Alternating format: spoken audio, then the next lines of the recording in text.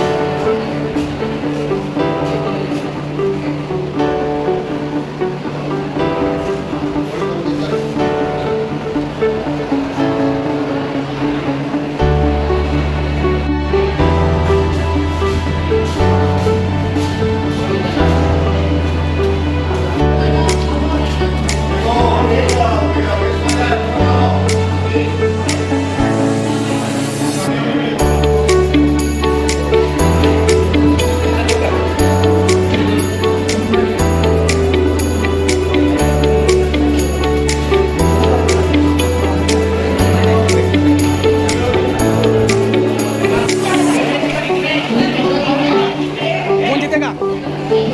कौन जीतेगा? कौन जीतेगा? कौन जीतेगा? कौन जीतेगा?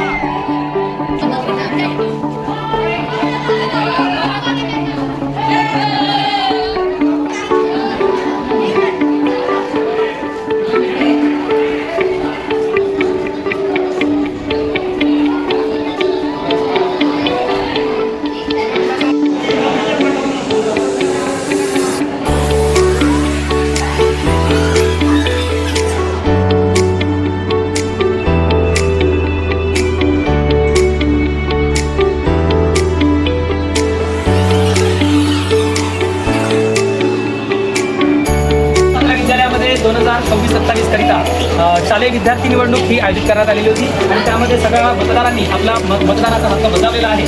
त्यामध्ये आता जर आपण बघतोय तर आपल्यासोबत या ठिकाणी ज्या उमेदवाराला सगळ्यांनी मतं दिलेली आहेत तसे उमेदवार या ठिकाणी उभे आहेत. तू कुठल्या पोस्टसाठी भाव सांगता? Vice captain. वर्ग 9 B.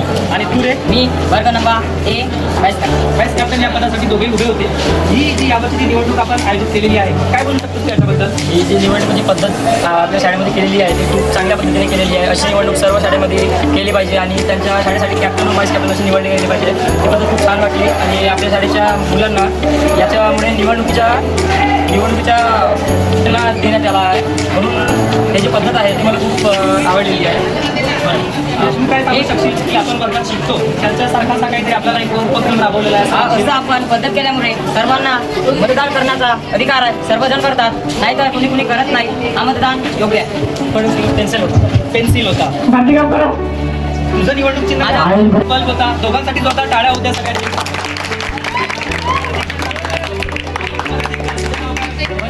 रोहन शिंगाडेला विचारतोय तुला काय वाटते की तुझी आजची निवडणूक झाली तू उपकॅप्टन पदासाठी उभा आहेस तुला काय वाटते की कोण निवडून येणार आहे उपकॅप्टनसाठी?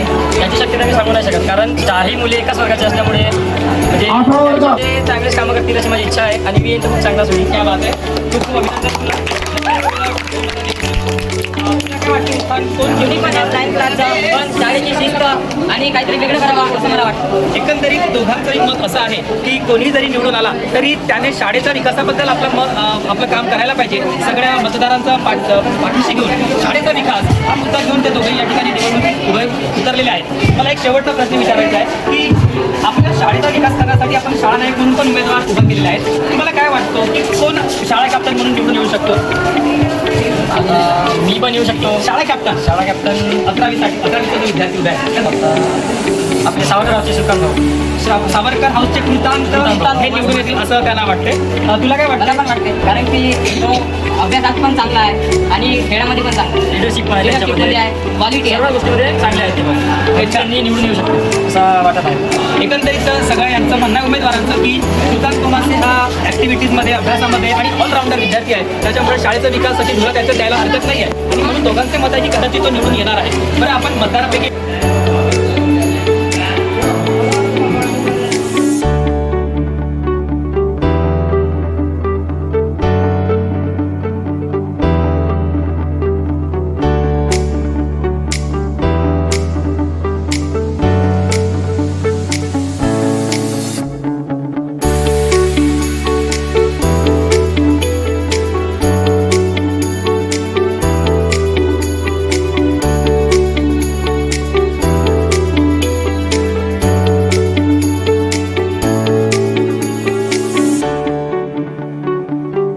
शाळा उपप्रतिनिधी आणि शाळा उपप्रतिनिधी 2 याकरिता मतमोजणी स्ट्रॉंग रूम मध्ये सुरू आहे. शाळा करिता कट्टंबार यांना 1 आहे. अथर्व कट्टंबार यांना 9 मते मिळालेली आहेत. कृतांत गोमासे पहिल्या राऊंड मध्ये शाळा उपप्रतिनिधी 1 यामध्ये उमेदवार आराध्य डहाळे हे उमेदवार उभे होते. यामध्ये चुरशीची लढत झालेली आहे पण याच्यामध्ये पहिल्या फेऱ्यांना एकूण 6 मते मिळालेली आहेत आणि पहिल्या राऊंडवरती आघाडीवर असलेले आयुष भरे यांना 73 मते मिळालेली आहेत. 73. त्यानंतर उमेदवाराला 3 मते मिळालेली आहेत. लावण्य करे यांना 3 मते मिळालेली आहे. यांना 1 मते मिळालेली आहेत. पवन भांगरे हे उपप्रतिनिधी पदासाठी सध्या पहिल्या राऊंडची आघाडीवर आहे. निवडणूक चिन्ह होता पुस्तक यांना दुसऱ्या फेरी अंती 5 मते मिळालेली आहेत. शाळा प्रतिनिधी आणि याकरिता काही विद्यार्थ्यांची निवड केली जाईल.